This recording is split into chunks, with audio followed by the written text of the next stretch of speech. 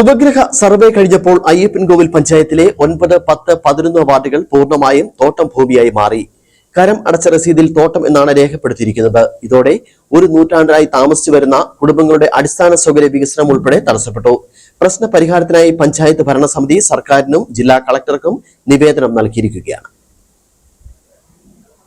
കഴിഞ്ഞ ഒരു നൂറ്റാണ്ടായി കൃഷി ഉപജീവനമാക്കി തോട്ടത്തിന് പുറത്തു കഴിയുന്ന നൂറുകണക്കിന് കർഷകരെ ദുരിതത്തിലാക്കുന്ന നടപടിയാണ് ഉപഗ്രഹ സർവേയിലൂടെ ഉണ്ടായിരിക്കുന്നത്. ആനവിലാസം വില്ലേജിൽ റീസർവേ നടത്തുന്ന ഉപഗ്രഹ സർവേ പൂർത്തിയായി. ഇതോടെ വെട്ടിലായത് നൂറുകണക്കിന് കർഷക കുടുംബങ്ങളാണ്. ആനവിലാസം വില്ലേജിൽ ഒരു വശത്ത് കർഷകർ കുടിയിറക്ക ഭീഷണി നേരിടുമ്പോൾ മറുവശത്ത് തോട്ടം ഭൂമിയാക്കിയും കർഷകരെ കുടിയിറക്കാനുള്ള നീക്കമാണ് നടക്കുന്നത്. പട്ടയമുള്ളവരും അല്ലാത്തവരും ഇപ്പോൾ വെട്ടിലായിരിക്കുകയാണ്. വീടിന്റെ കരമടയ്ക്കാനോ പുതിയ വീടിന് നമ്പർ നൽകാനോ ഒരു വാട്ടർ കണക്ഷൻ എടുക്കാൻ പോലും കഴിയാത്ത അവസ്ഥയാണ് ഉണ്ടായിരിക്കുന്നത്. പുതിയ ഭവന നിർമ്മാണം പോലും ഏറ്റെടുക്കാൻ കഴിയില്ല. കാലാകാലങ്ങളായി ഇവിടെ കൃഷി ചെയ്ത് ഉപജീവനം നടത്തുന്നവരുടെ 3ഉം 4ഉം തലമുറയിൽപ്പെട്ടവരാണ് ഇവിടെ താമസിച്ചു പോരുന്നത്. ആനവിലാസം വില്ലേജ് എന്നും ഭൂവിഷയത്തിൽ വിവാദങ്ങളിൽ മുന്നിലാണ്.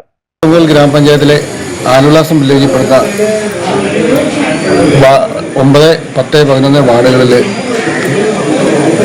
തോട്ടം എന്നെഴുതി കരമടച്ച രസീതിൽ ഇപ്പോൾ ഡീറ്റെയിൽ സർവേ കഴിഞ്ഞപ്പോൾ തോട്ടം എന്നെഴുതി വെക്കുന്നത് മൂലം ഇവിടെ കാലാകാലങ്ങളായി 100 വർഷത്തിലേറെ താമസിക്കുന്നവർക്ക് ഒരു ഭവന നിർമ്മാണം നടത്തിയതിനു ശേഷം അതിനൊരു നമ്പർ ഇടുവാനായിട്ട് ഗ്രാമപഞ്ചായത്തിന് സാധിക്കുന്നില്ല.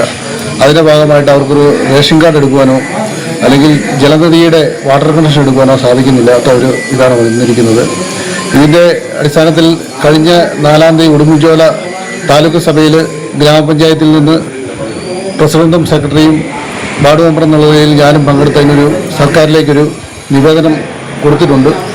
എന്നാൽ ഇതിനൊരു അടിയന്തരമായിട്ടൊരു പ്രശ്നപരിഹാരം കാണേണ്ടതാണ്. കാലാകാലങ്ങളായി ഏതാണ്ട് 4 തലമുറയായിട്ട് ഇവിടെ താമസിക്കുന്നവർക്ക് ഇവിടെ നീതി നിഷേധിക്കുന്ന ഒരു രീതിയിലാണ് ആനവിലാസം വില്ലേജിൽപ്പെടുന്ന ഭാഗം റവന്യൂവിന്റെ ഭാഗത്തുനിന്ന് ഉണ്ടാകുന്നത്.